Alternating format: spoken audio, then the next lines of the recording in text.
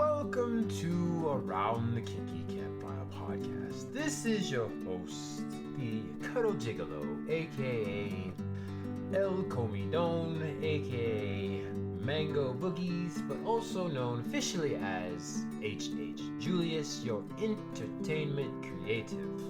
I'm here with Miss Rue, our education guru, and our goal in this podcast is to destigmatize the taboo topics of kink, non-monogamy, and BDSM. We like to educate through awareness and with our experiences, and we are not certified professionals as of yet.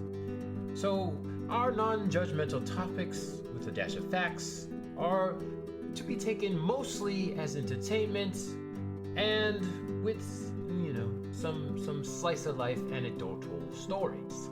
Your opinions, lifestyles, and or way of thinking may not be in alignment with ours, but your opinion, lifestyle, way of thinking is also okay as well. And the fact that you have an opinion is valid. We're not here to change your minds.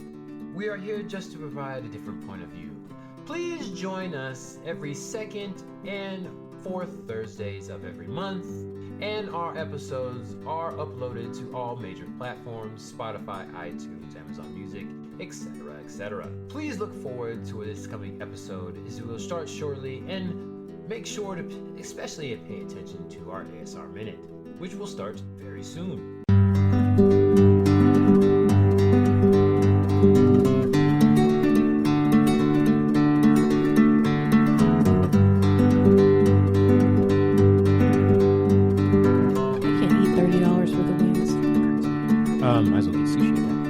Okay, here we go.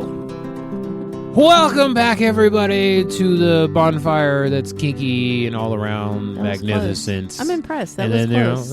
Is it close? It was close. I'm thoroughly impressed. Yeah. We'll be close enough. Mm-hmm. But here we are. Let me put my headphones on. Doing the thing. Around the kinky campfire. There we go. There it there is. We go. Yes, there it is. the kingling that's in here. I wish I had a fire in here there somewhere because it's cold. It is. It's fucking freezing. Floridian for a reason. This is some bullshit. Anyways, we could complain about this crap, but it's cold here. Blistering 40-something degrees. 53. It might as well be 40. Yes. It's cold. It's cold. Anyways. We had to open up cold shelters in the area. It was so cold. I don't know what you're saying right now. Cold shelter? Like a weather shelter, but no, for the cold? This is Florida. We don't have those. We did those. We do now. I suspend your logic and substitute my own reality. We don't have that here. Yeah. I am somebody.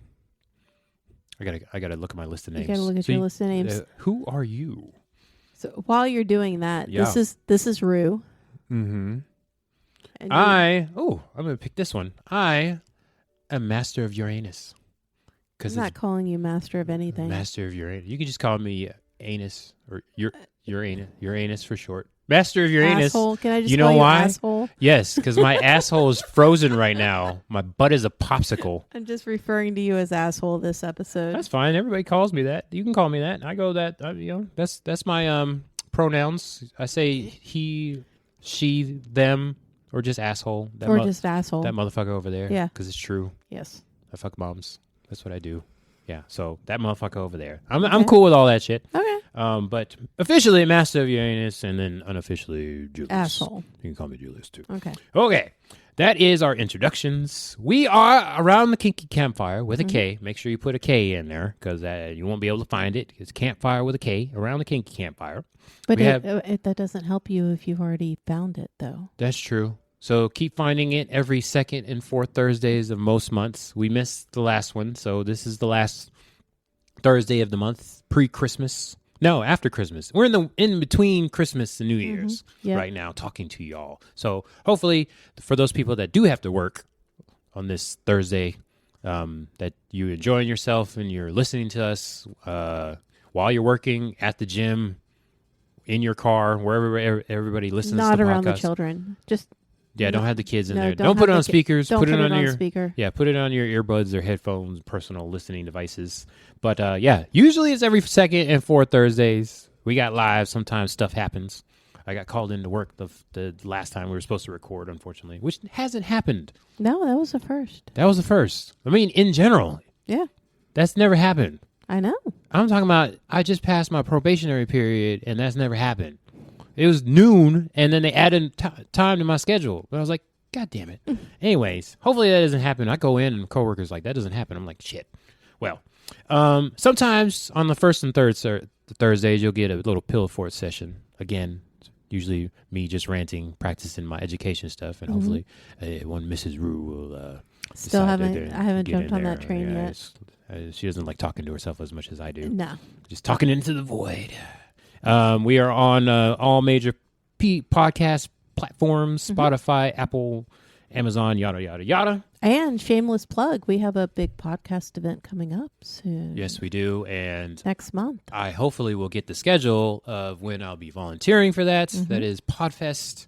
I think it's like there's multiple. So this is like the East Coast version, I'm guessing on that. Anyways, it's in Orlando near SeaWorld. So all the podcast people, all the other podcasts, because all podcast people just listen to other podcasts. That's all they do. Yeah. So all your podcast people will be there. Hopefully I can volunteer on the Taboo. I forgot what the actual track was, but it's all the Taboo people. Yeah, we definitely fit in that track. Yeah. So hopefully I can get in there. Some of the people that run the thing are Taboo podcast people. So hopefully we can just squeeze up in there and get to know them people. Slip and slide right because they go to the other events as well and conferences and yada, yada, yada. Okay, all that official boring stuff out of the way. Real question is, whoa, what you drinking? What am I drinking? I am drinking. We just go through the whole list. Somebody's been very much happy. I've been, so I'm on a little bit of a vacay right now. So I started at about 5 this evening with my old tried and trusty Jack. Jack's my friend. Jack who? Jack B. Nimble? Jack B. Quick? Mr. Daniels. Jack Frost? Yes. Mr. Daniels? Mr. Daniels. Oh, you're getting official here. Yes, me and Mr. Daniels go back a long way. But this right here is our Screwball, our peanut butter whiskey. Not sponsored. Not sponsored. Not sponsored. However, still good. After how long? Still worthy of talking about. It's been in the freezer for a little bit. It's better in the freezer. That's where reliable. it should live. Old reliable. You want to go through the rest of the stuff that you've... Nope, that's it. That's Jack. it? That's it for today? Jack and Screwball. That's it? That's it. Oh, jeez.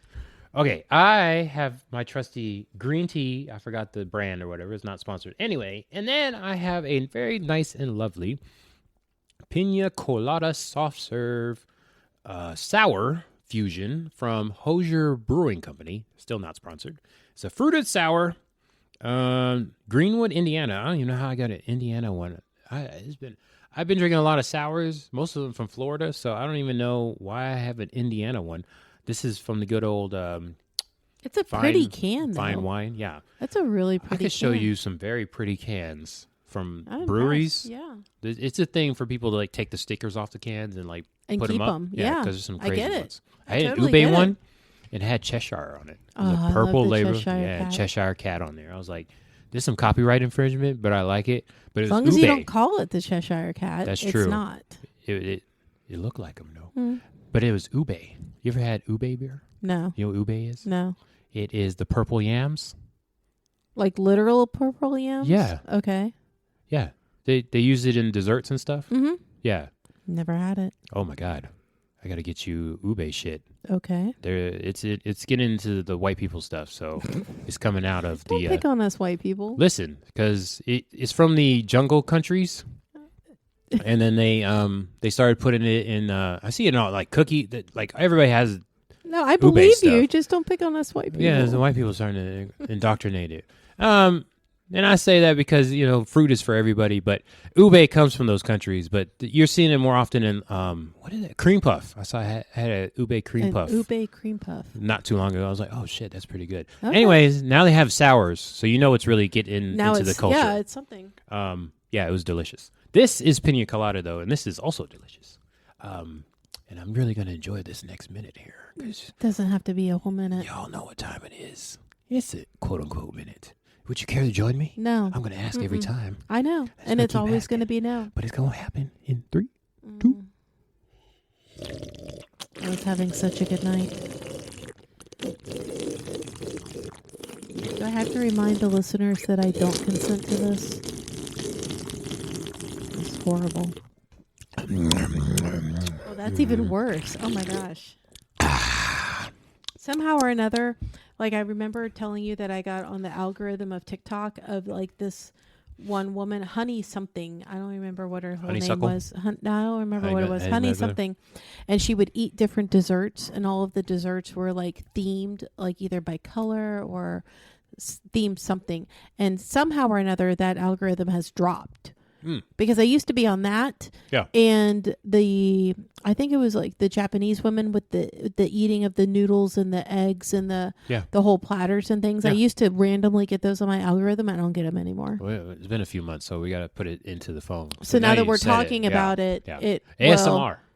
Yeah, it'd be in there. It'll be in there. Yeah. It'd be good. Okay. I want to be paid. Those women are paid to do that. And they're so tiny. Yeah. Like, where does all the food go? Yeah, they're just putting it. It's going to their boobs. Insane. It's an insane amount of food. I don't know where it all goes. Yeah, it's they could be doing spit takes. No, but they seem to it's like one after another. Like there's no break. There's no cuts either. No, there's no cuts. It's just it keeps going. Or they got one hell of an editor because it just seems like it just keeps going. Yeah, some of them don't eat too. Not just the Japanese women, like the eating people, content creators. Yeah. They don't eat outside of that stuff. Right. Like so that's all they get. I'm on it with a guy. He goes around and does all the food challenges, but he's like, I just eat Greek yogurt in between. Mm-hmm. Yeah. I just want to be paid. Like, he's not even sponsored, and he makes so much money because each one of his videos makes like 1 million views each, and he just goes all over the world now. Because he's from Europe. He's come to America a couple times. He's been in Orlando, too. He'll stay like a week in certain places and do all the food challenges in a week. That's crazy. He's getting paid. That's his job. Like, God damn. But he eats like Greek yogurt in between. It's right. Like, and he's like, this little itty guy. bitty. Yeah. Itty bitty. All those competitive eaters do that. I want to be paid to eat. Anyways. I would not be itty bitty. My ass would blow up. It depends. No, I'm telling you. My Italian heritage would kick in and be like, "Oh, we know what to do with this." But the thing is, big ol' ass. They do that once a day because you can't do multiple challenges in a day, and then it's only like 2 or 3 times a week. So if you're not eating anything in between that time, then it makes sense. You're gonna poop all that stuff out. All right, so this week we are going back and continuing with our fantasy versus reality. Are we? All right, yeah, that's what I'm hearing. Fantasy versus reality. We went from relationships, and now we're doing. Well, you did relationships, then we did non-monogamy. Non-monogamy, and now we're doing kink, BDSM, all that stuff. Yes. So of course you found a website to get me going. Like not always. A psych website. Like always. This is actually a BDSM website. So yeah, it's 10 myths about BDSM. By Mimsy and Vagabond. Those are definitely not people's real names. This is from 2019. So it's bound-together.net. So one couple's insights into BDSM. So I wonder, let's see. Let's scroll down to the bottom. Do they have any sources? No, they do not. So we're going to assume. We're just making a random. This is based off their experiences. There you go. Yeah, it's based off their experiences. So myth versus reality, BDSM edition. She's Google University educated, like most of us. So this is from Google University. Yay! Okay. That's where we're educated from. Number 1. What? Pain is intrinsic to BDSM. Let's just get right into it. So what does that mean? Pain, so they're saying that... Well, I mean, obviously, everything in BDSM is synonymous. Everything's painful. So if it's not painful, you're not doing it right. Forced orgasms are painful. Tickling is painful. Sensory deprivation is all tickling painful. Is only painful to the person doing it. Everything. No, it's not only they get donkey kicked to the face. No, obviously, number 1, it says that everything is painful in BDSM. It must cause pain. It's not BDSM. The sex, the butt sex, all of it. Not all pain is physical. Yes, exactly. But it is all BDSM if it's pain. No. Okay. So, obviously, that is a myth. That is a myth. We all know by now, hopefully, you not even listening to us, I mean, pretty much Well, it's a myth. We've said it. We can I can't make the generalization that everybody says that. I know we've said it before. If you've listened to a previous episode, we specifically said BDSM can include activities that are non-painful. Right. There can be sensation play. There could just be sensory deprivation play. Actual tickling. There could be actual. No, I mean, does actual tickling turn painful? I don't know because I don't let anybody tickle me. So. Yes, it does. And sometimes people pee. Sometimes people fart, and that could be painfully embarrassing. See. There Okay. you go. There you go. So no, this is definitely a myth. Pain does not equal BDSM. You can completely engage in BDSM and it not be painful. It can be erotic. It can be sensual. It can be a sensation. It can be a lot of things, but it doesn't mean it has to equate to pain. Exactly. As we've said before, it does not have to be intrinsic. Well, never mind. We'll get to that. I'm jumping ahead. For example, I do Violet Wand, right? Violet Wand in and of itself doesn't have to be painful. It's just a sensation. Correct. But you can do a whole scene with that. Like you can do so many things and it doesn't have to be painful. So yeah, no, total myth. Okay, let's read their little blurb here real quick. Popular portrayals of BDSM in media often focus on impact. Yeah, because everybody assumes that BDSM is impact, even though we know it's not. It's a misconception to think that liking pain is required to practice BDSM, which a lot of newbies have this too. Hopefully y'all are out there and listening, that you don't have to participate in pain to be considered kinky or part of BDSM. Hell, I don't like pain, but I still participate in BDSM. Correct. It doesn't say giving or receiving pain either. It just says liking pain. I don't like pain. For me, personally. Liking pain, yeah. So I like giving it, but I don't like receiving it. It does say liking, though. So it doesn't say liking receiving pain or liking giving pain. So we'll just have to assume that they mean both. Sure. Yeah. Okay. So, yeah, for those of us that don't like to give or receive pain, we can't be BDSM, apparently. All right. Tell you what the fuck. Well, you're screwed. So, okay. What are you trying to say? I'm just saying. I'm a sadist? Yeah. Yeah, that's okay. it. Teasing, can be painful as well. It can, So yes. I guess I can't do that either. Let's see here. It's entirely possible to practice... Number two. Wait, we got to get the rest of it. How? We're done. No, we got to read their blurb. It's entirely possible to practice BDSM without pain or incorporate sparingly. Yeah, and then other examples. Orgasm, now. Yay. Okay, now we can move. We got to read their little spiel. Yeah, we don't have to read it all. All right, you want to read number 2 now? BDSM, number 2. BDSM is always... Oh, no, sorry. Number 2. Real DS dynamics are 24/7. You really made me read that one. Yeah, there you go. That's not just myth. It's bullshit.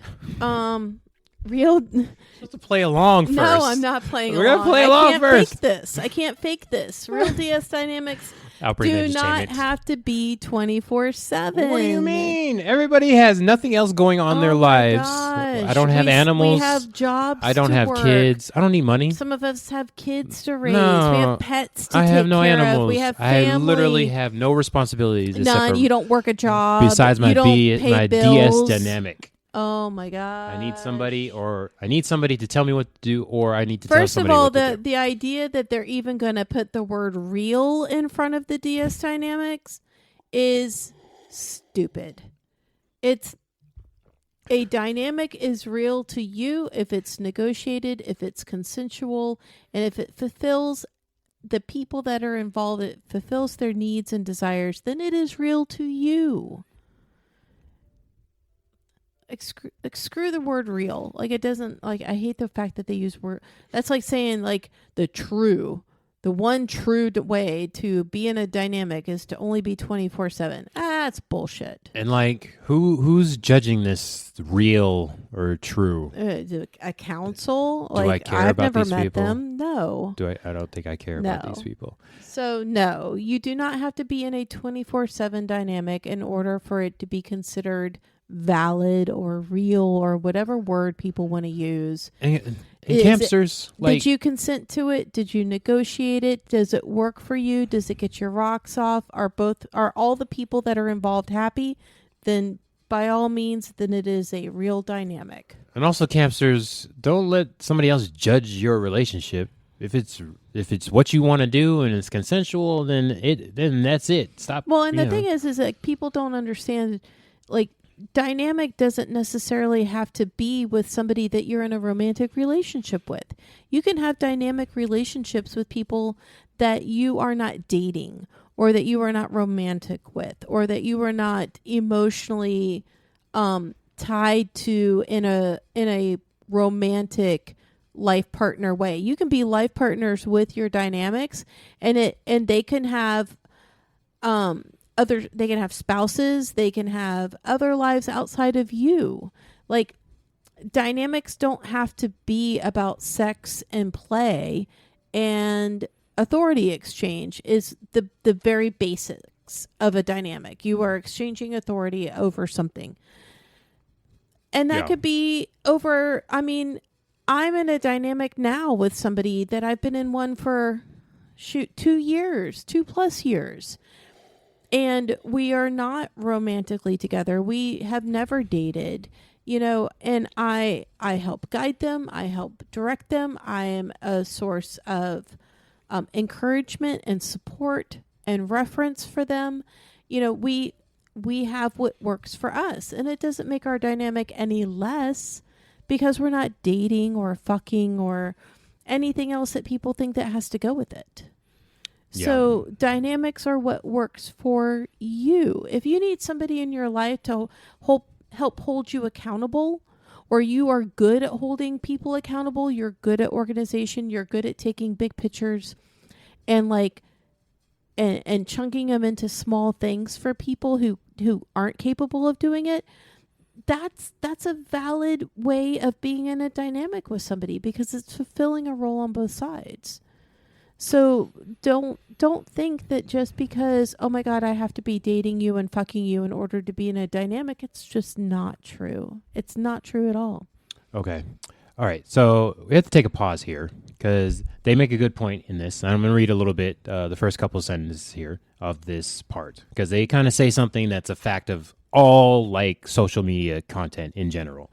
This myth is particularly ubiquitous online due to the fact the majority of blogs and informative websites about BDSM are written by people in 24/7 dynamics. This is simply because they're often the most enthusiastic and likely spread a word about it. Also, I would like to say that they say it's misleading because in general, it doesn't matter what it is. If somebody's posting online, they're usually in an emotional state where they have a lot of energy to do this.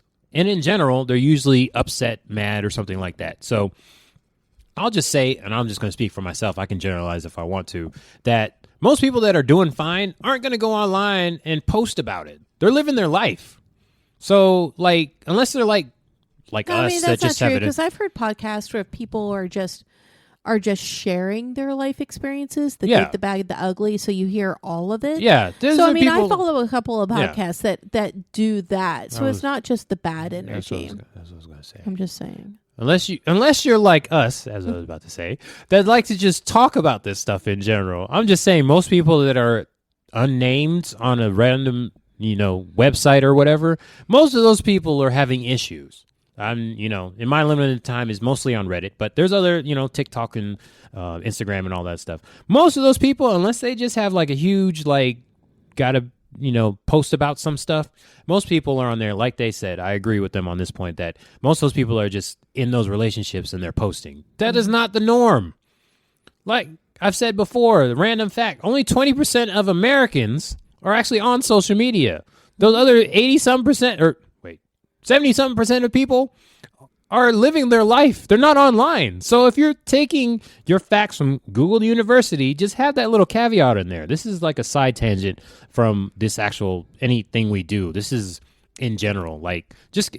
Please, campsters, if you don't realize that, take that with a little. Not all people are like that, because I see that on there. It's like, why in this? Everybody seems to have those are the people that are posting. You got to take that with a grain of salt. That's not the norm. So yeah, go. Learn from us. You don't have to listen to us, whatever. Learn from wherever you learn from, but please, dear Lord, go out there and experience it for yourself. Don't have it like, oh, I see it online. Most people are saying this, and I'm going to go in real life. That's not how the world works. Mm-hmm. You got to go out there and live it. This is not it. That's one of the reasons why we do this myth versus reality thing, because unfortunately, there is a perpetuation of myth information. And if people create their own realities, they create their own narratives. And so if they start to think something, then they start looking online, and the things that speak to them, the things that stick with them, fit the narrative that they're looking for. Very rarely do people stick with things that contradict what they're looking for, right? Exactly. And so if you automatically think that, oh, I must be in a relationship, I read a couple articles and I must be in a relationship to be in a dynamic. And then you start really researching, you read articles, you go on maybe Reddit, you go on TikTok, you go on, I don't even know, like Instagram, whatever the format that you go on. And you start seeing these dynamics, and they are all about people who are in relationships, and this is the only person they're with, and this is the only person they're fucking, and this is the only person this and this and this, then it's going to perpetuate that narrative that you've already got in your head if you don't seek out the alternative. Now, if I thought that, 24/7 dynamics are always 24/7. If I thought that to myself, and then I searched, non 24/7 dynamics or part-time dynamics or time restraint or whatever it is that you want to search. If you start searching the contradictory, then you will start changing the information that you receive. But it is not in human nature for people to do that. Why would I do that? These people all agree with me. Why would I find something that doesn't agree with me? Oh, my poor brain can't handle that. But that's a good challenge to people out there. All pain is BDSM. So, we challenge you to go out there and search for non-painful, for sensational, for anything that doesn't have to do with pain and BDSM, and just see what you get. And some things might resonate with you and some things might not. However, it doesn't negate. We're not saying that 24/7 relationships, 24/7 dynamics don't exist. Are they the norm? Yes. Are there exceptions? Yes. But challenge yourself to look at the exceptions and see if there's any that resonate with you. It doesn't have to, but at least educate yourself to the point that they're out there. Yeah, campsters. You'd have to be on the world a long time, do a lot of research, listen to a lot of videos, podcasts, whatever, to get all the experiences that you're going to get in actual real life. You could be there for hours, years, days, and you're still going to get into a point in real life that you come across an experience that you've never heard of before. Now, I'll be honest, I'm one of those weirdos that, if I believe something, right, whether it be through politics or religion or any number of things, world topics, conspiracy theories, whatever the case may be, I will purposely seek out the other side's argument just so that I can hear it. I really want to hear what they have to say. I want to hear what their argument is. Yeah. I want to hear what their stance is, because it's a pancake thing. There's always going to be their side, your side, and there's going to be something in the middle. So while I might not always agree with the opposition, I might think, that just doesn't resonate with me. There could be a little nugget in there that goes, okay, I see where they got that. I can, that's valid. Same thing with kink. There's a lot of things about kink that don't resonate with me. There's a lot of things about some dynamics that don't resonate me, but I will seek out the information about it so that I can go, just so that I can say, no, I still don't agree with that, but I can see where they're coming from. I can see why they like it. I can see why this makes sense to them. I have a better understanding of why maybe they do what they do. However, that doesn't mean I have to agree, and that doesn't mean I have to follow. But it is me at least acknowledging, okay, I understand why. I'm understanding the why. I can see this. Hey, buddy, you're a good person. Oh, you're full of shit. I'm glad we're friends. Because I agree with you, bud. I feel the same way. I value myself as a contrarian. Not in the fact that I disagree, but I ask the question why. There's a sect of contrarians that ask why. They don't just go with the flow, and I'm one of those people. I see you're in a similar vein. Oh, I'm very much a why person. Yeah, I need to know why. I can't just go along with what I hear. If you got an opinion or something, give me the facts, and I'll make my own decision.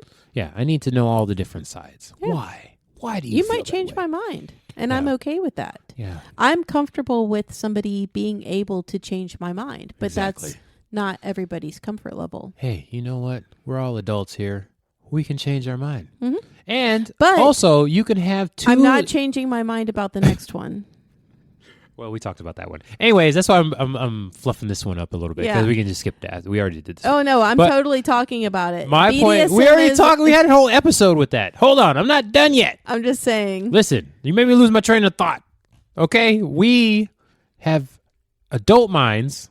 We can have two opposing thoughts that are still true. Yes. Okay. Do not agree. Number 3, BDSM is always about sex. All right, we number 4. Talked about that. Whew. I am never going to... We had a whole episode on that. We had a whole episode on that. Okay. Go back and listen to that, Campsters. Number 4. Yes. Dominance equals aggression. They just have a big no with an exclamation point. Like, no. No explanation. Just Is this where I get to bring up like where somebody's like, I dominate. I am a dominate. Or I'm a dom and they identify as male and it says DOMME. Yeah. No. What about those people? They don't exist. They don't exist. Their own little website. Dominance does not equal aggression. Okay, if you have to be aggressive in order to exert dominance, you're doing it wrong. Now, it can be a kink. It can be hot. It can be fun. It can be a thing. There is something to exerting having some aggression in your dominant acts. But if you require aggression in order to portray dominance, you're doing it wrong. And then you are just an asshole. Yeah, is all you are. You're an asshole using kink to cover up the fact that you're an asshole and you're not good at it.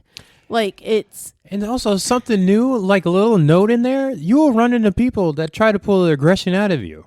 Yeah. AKA brats. The brats. Yeah. Yeah. They're gonna antagonize the shit out of you, and you're gonna fall for it, and they're winning.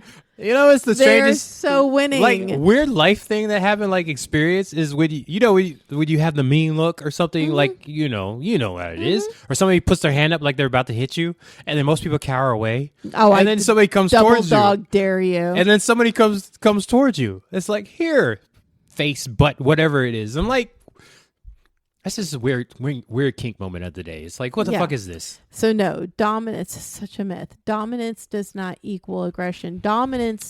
If dominance equals aggression, you were just an asshole. But Miss Rue, I'm a top / master / dom. Mm-hmm. Good for you. I said it. Don't you believe me? No. I don't know. It's IR dominate is really what this equates to, and it's cringe. It's so cringe. Yeah. So campsters, I'm gonna have a class for those people that think they're a role, and then if you have to say you're that role, then you're probably not that role. Now, if people ask me how do you identify, I will identify myself as that. But if I have to walk around and tell people that I'm dominant, or say but before, no, but I'm dominant. No, that's so cute. But you're not, sweetie. Oh, just sit down somewhere. Let the adults talk. It's bad. Yeah, that's unfortunate. Yeah. Okay, number 5. Submissives are submissive all the time and or with everyone. Do we have to say that this is a myth? Do I have to actually verbalize that this is a myth? God. Yep. Heaven forbid. You know what? I wish some people out there in public land have met some of the submissives that I have personally had. Yeah, they're not managers or CEOs of companies or leaders of teams. None of those people are submissive because they lead in their regular lives. They're leaders in their regular life. I wouldn't see anybody getting pegged or butt fucked or anything. They're not. This is such a horrible. This is the internet at its finest, where submissives are submissive all the time or with everyone. No, they are not. If you're dominating your real life, if you're a leader, you're not a submissive. That's just not work. This is such a horrible perpetuates of bad information. Some of the most impressive, successful, in control of their lives people that I have ever met in my life identify as a submissive. And it has absolutely nothing to do with their ability to run a company, their ability to manage a household, their ability to succeed independently as an adult. Their submissive aspect of themselves is solely for them.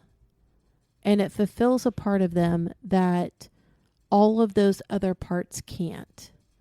And to think for 1 minute that anybody is deserving of that simply because they identify as a dominant is so sorely mistaken and so off the mark, because I know plenty of dominants on this earth that don't deserve an iota of attention or energy from most of the submissives that I associate with.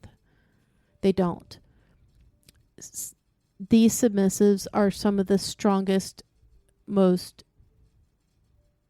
put together people that I've ever had the privilege of associating with. And so I am so venomously against this that it needs to just stop being perpetuated. The idea that just because somebody identifies as a submissive, that's who they are to everybody that they encounter, that myth just needs to stop being perpetuated. It's almost like one of those where we're like, it just needs to be stopped being talked about because it just doesn't exist.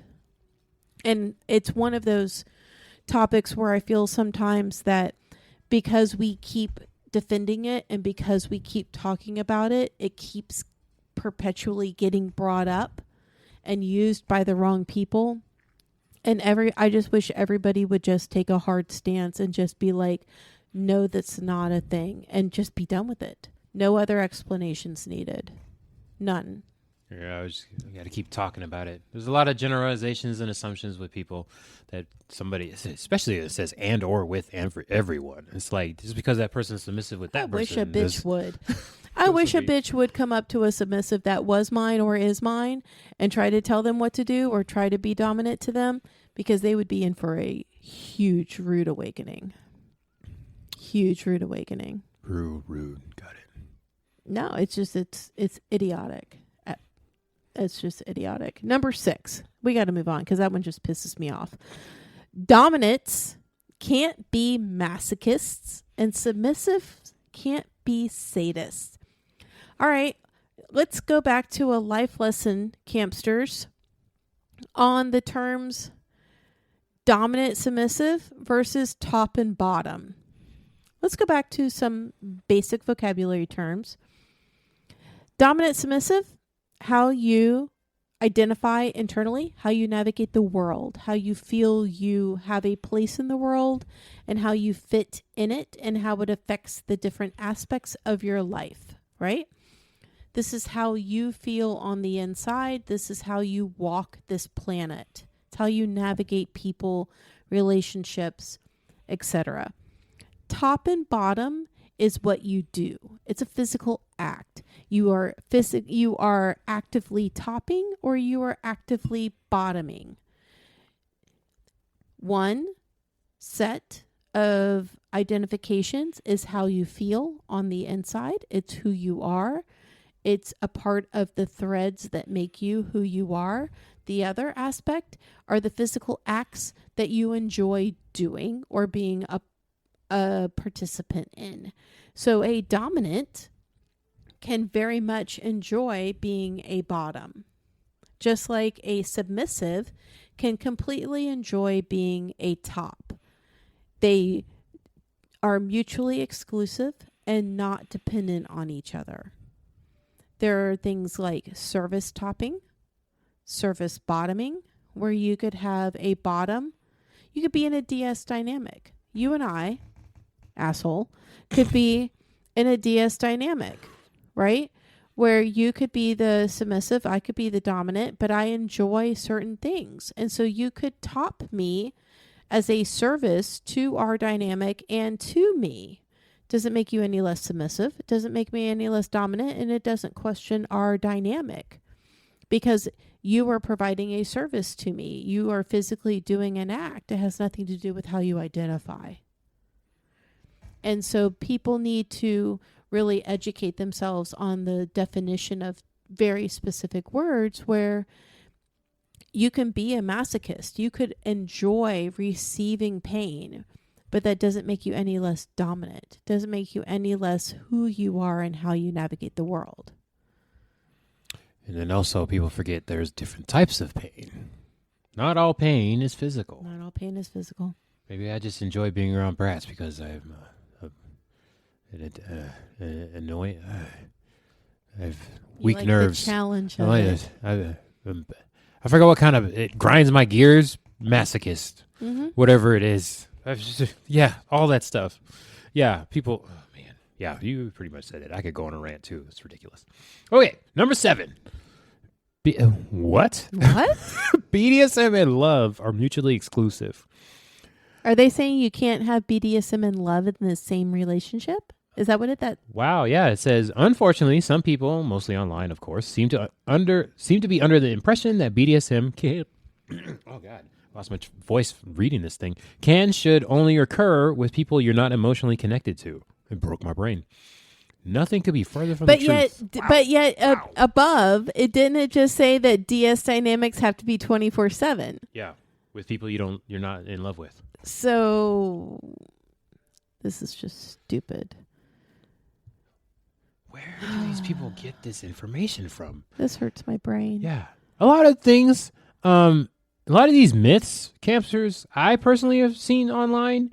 But I don't know where they came from. But I know I'm going to play devil's advocate with this one. I can see where they're coming from because explain this to me. Okay, I'm going to explain it to you because I've personally run into this where when you love somebody, we'll use vanilla love. When you capital L love somebody and you say I love you, you feel all the feelings, you feel emotional with them.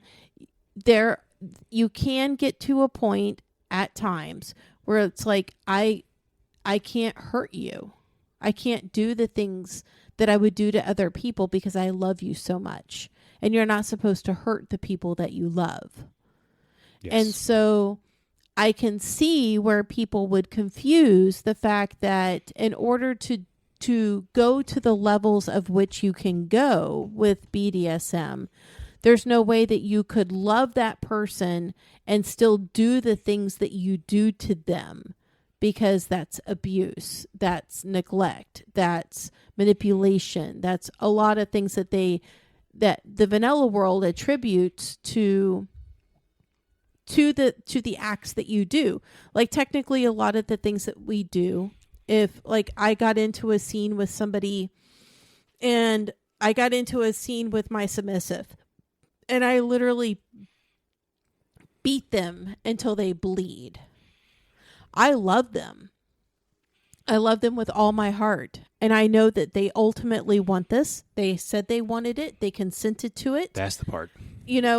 I want to do this to them. I get joy out of it. I get something out of it. They get something out of it. We do it. If anybody outside of our bubble, anybody outside of our kink world were to see them in the aftermath, they would call them abused.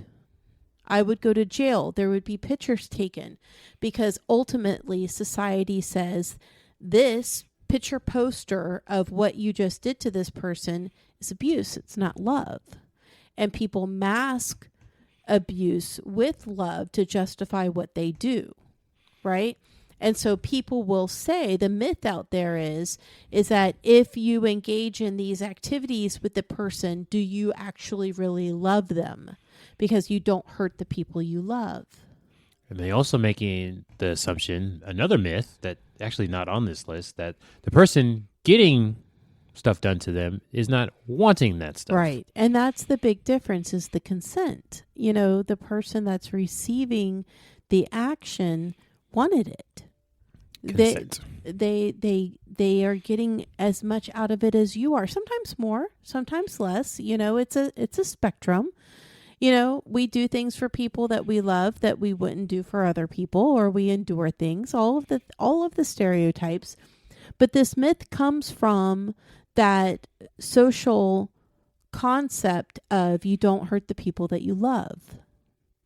And so how could I possibly, and this is how a lot of couples who find BDSM together, they struggle with this. And this is a huge battle within their marriage or within their relationship, is you want, like, I've married you. I've promised to cherish you. I've promised to protect you. I have promised to love you. I've promised all of these things to you in front of, like, God, our family, and everybody. And now you want me to hurt you. Like, I don't understand. Like, how can I hurt you when I'm supposed to protect you, when I'm supposed to cherish you? How can I hurt you? I watched you give birth to my children, or, you know, I watched you help raise my children, you know, all of these things. So I understand why there's a myth out there, you know, that you can't do what we do and love. You can't love the person you do this with, because now, like, what's the difference between that and somebody who uses it as abuse? And the difference is consent. The difference is education and consent. As long as both parties are going into it consensually, with all of the education possible that they have at their availability to make to give the consent, it's not abuse. You are literally giving your partner what they need. You're giving them what they ask for. You're fulfilling what they need, or you're fulfilling them with the opportunity to receive it somewhere else, with your help, with your facilitation, whatever that can. It might not be you. It might be somebody else, but you are still facilitating it. You're still supporting it. You can still show your love through that. And so this is the number one. I see it all the time. I work with couples all the time who come in for a first time. They've watched all the porn. They've discussed it. They've taken the quizzes. They know what they like. But then when it comes down to it, you know, you'll have people that'll look at you and go, how am I supposed to hurt the person that I love? And I'll be like, easily, because you're giving them what they want. Yep. Now, if Masochists it doesn't do real people. If it doesn't do anything for you, then you need to be honest. And then you guys need to discuss how that works with you as a couple. But you can absolutely hold dear a person in your life. You can hold a partner, a loved one, a wife, a husband, whoever it is. You can absolutely love them and engage in BDSM with that love. I understand where it's coming from, but it's the number one hiccup with people who come into BDSM as a couple, and either they work through it together, or they experience it and realize, nope, this isn't anything that I need to be involved in, and they walk away. Yeah, so don't know where this one came from. A lot of love and BDSM are synonymous. No, I get exactly where it's coming from. I really get where it's coming from. It's not true, but I understand why it's a popular myth and the validity why it's a myth. Because in reality, a lot of people come into this lifestyle already coupled. Yeah. It's because one person had an interest and they were brave enough to tell somebody else, so they're exploring it together. Yep. A lot like any alternative lifestyle. Most swingers don't start the swinging lifestyle as both swingers and they met. A lot of couples get into it together. It was brought up by somebody. Now, it might have just been one of those where like, oh my God, I've been waiting for somebody to bring this up. Oh my God, I've been afraid to talk to you about it. And they both realize that it's mutual, or it's, I didn't know you were into that. Okay, yeah, I'm willing to explore with you, but I'm not making any promises. So it's a spectrum in and of itself. Communication is key. But with any alternative lifestyle, very rarely does it happen. Yes, but very rarely do the people actually meet already out in the lifestyle and then walk the path together. Like I said, it does happen. It's just not the norm. Oh man, yeah, that's I'll be an outlier. Some people meet their partners on certain websites. Yeah. Number 8. BDSM requires expensive toys. Yes, it does. It does not. It's all expensive. It does not. Listen, that screwdriver. You can kink the shit out of the dollar store. Listen, what are you talking that about? screwdriver I bought at Lowe's, that shit's expensive. There's one too. aisle of Lowe's that's my absolute favorite. What are you talking about? It's called inflation. Okay, went up 6%. You can go to your own kitchen and kink the shit out of your own kitchen. Listen, that wooden spoon I bought was very expensive. It was real wood. Toys, are they fun? Yes. They're a hell of a lot of fun if you can afford them. Are they required?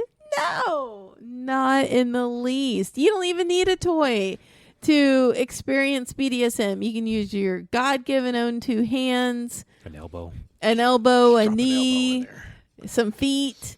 Like, there's all sorts of body parts that you can use for BDSM that don't require any toys. There's some primals out there that know what I'm talking about. And they say you just got to get a good butt cheek and get a nail in there. You can bite. And then you got to bite that butt cheek. You grab the butt cheek, make sure it can't move, and you got to bite it. I'm just saying, no, this is so a myth. Everybody knows this is a myth. There's literally classes on there that, like, you can, how to kink your kitchen, or in how to kink a dollar store. Yeah. A 99-cent fly swatter can be more effective than a $100 BDSM toy. Trust me, I know. Trust me. Go to your local dollar store and get one of them plastic fly swatters. You'll thank me later. Yeah. You will thank me later. And get one in different colors. Have fun with it. I'll just say for the new campsters out there, if you haven't gotten into this and you think money is going to be a big thing, take one of those classes. There's plenty. They're called corruptibles, okay? Yes. Taking normal everyday items and kinking them up. There's plenty of ways to do this. I have a big old trunk full of dozens of toys. Mm-hmm. Not all of them were expensive, and not all of them would be straight out. You could be looking like I'm a chef or something. So, you never know where you're going to go in there. I had to throw one away. Chef. Yeah. Burger. Wow. Okay. I actually had to throw one away. It was a back scratcher that I had to throw away because it started smelling a little bit. Wasn't necessarily made for kink stuff. Let's just say it was just animal products involved. So, yeah, it went afoul. It went bad, so I had to throw it away. So that was definitely not a kink thing. So, it's a back scratcher. Yeah. So there's all kinds of different things you can do. Just duct tape is not that expensive, too. Please don't just use duct tape. Don't put that out there. Duct tape. No. My God. Yeah, duct tape. Whole nother topic. You can get a big Are we roll. really going to talk about this? Number 9. I mean, it's there. You want to take this one? No. Number 9. Feminists, obviously, can't be into BDSM. Okay, read the thing. Mimsy struggle with this one. First, dipping her toe in BDSM can be tricky for heterosexual female submissives in particular to reconcile feminist beliefs with their desire to submit to a man. Ooh. Empowering women. This is the thing that people don't understand. Just because you're a feminist, first of all, you don't need to be identified as a woman. There's feminist men out there. But the thing is that women do not have to be empowered or de-empowered. If women choose to submit and enthusiastically consent to everything that I can't read it. That's really all that matters. So a lot of feminists, non-educated people that don't know what it is think it's about being dominant or whatever. It's about empowering. The point is you have choice. That's the basic, very simple. There is nothing sexier. There is nothing sexier than when somebody chooses to give up authority to you of any aspect of their life. There's something powerful about giving up control of aspects of your life to another person. So to think for 1 second that it makes you any less powerful of a person, any less capable of a person, any less responsible of a person to willingly, consensually, intellectually, emotionally give up authority over aspects of your life to another person, you're a fucking idiot. Submission is a choice. Submission in and of itself is powerful. How much think of how much it takes to be, how much self-assurance, how much self-awareness it takes for somebody to give up authority to another person over aspects of your life. I've done it. I've been on that aspect before. And it's a choice. They are choosing to do this, which goes back to the age-old debate. You know, are you really a dominant if you don't have a submissive? Yeah, that's another thing. You know, are you kinky if you don't practice kink?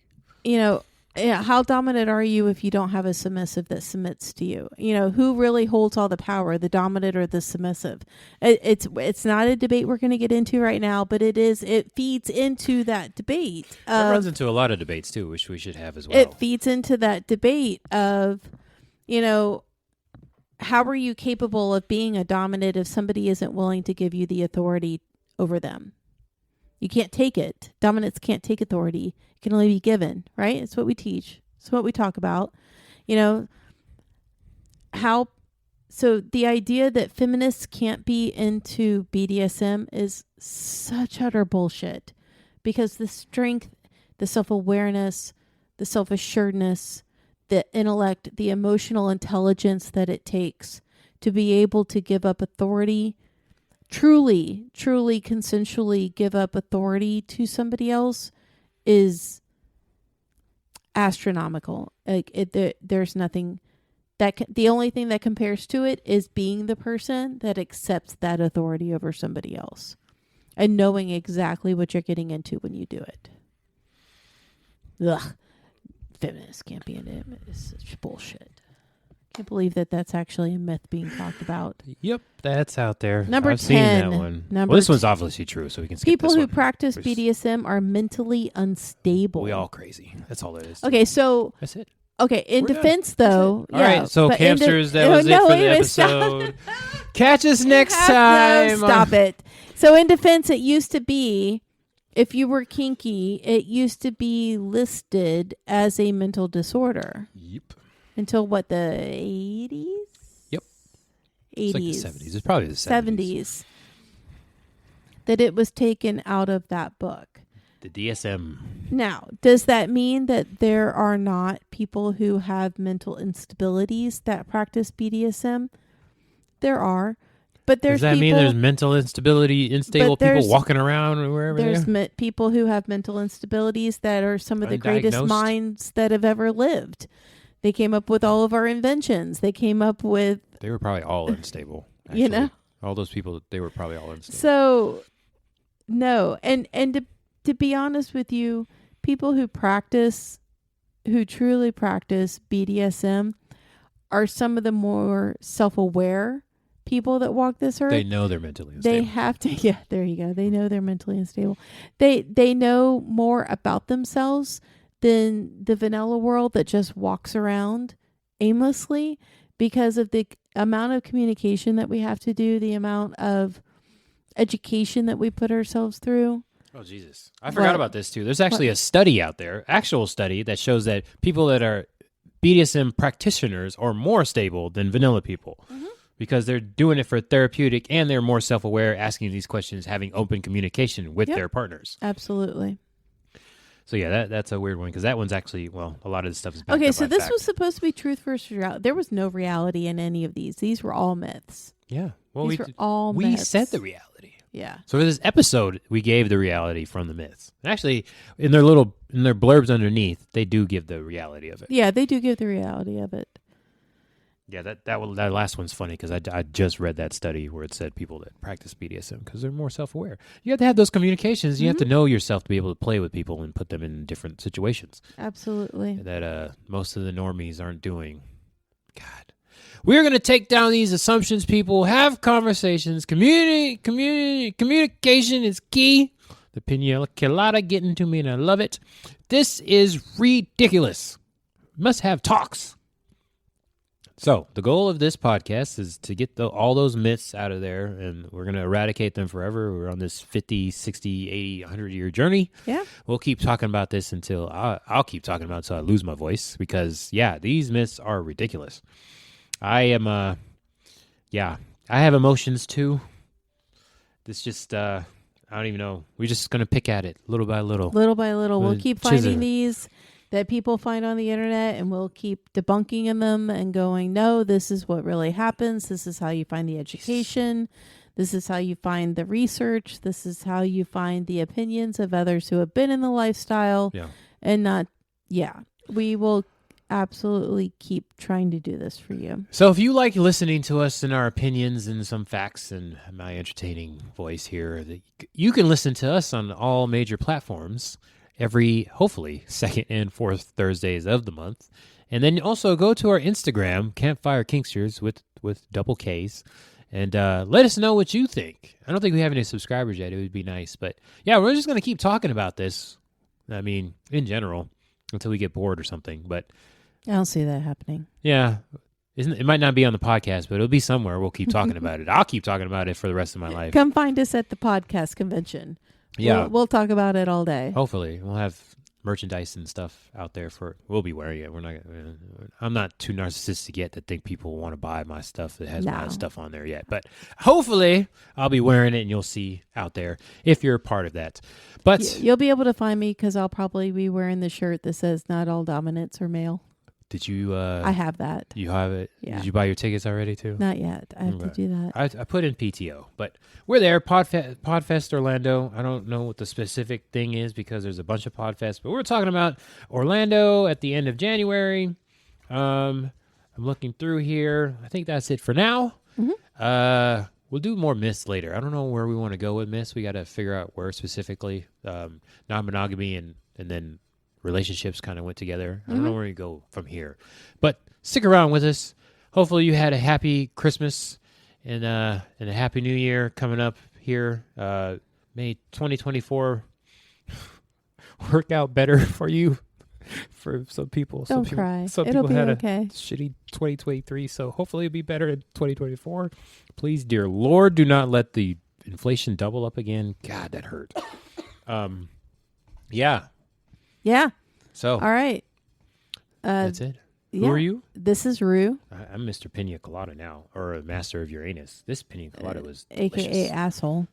Asshole, or just Julius if you want to do that on there. If you see me in the Pillow Fort sessions, hear me, see me, whatever. This is Around the Kinky Campfire. There you go. I'm proud of you. Yeah. Say it.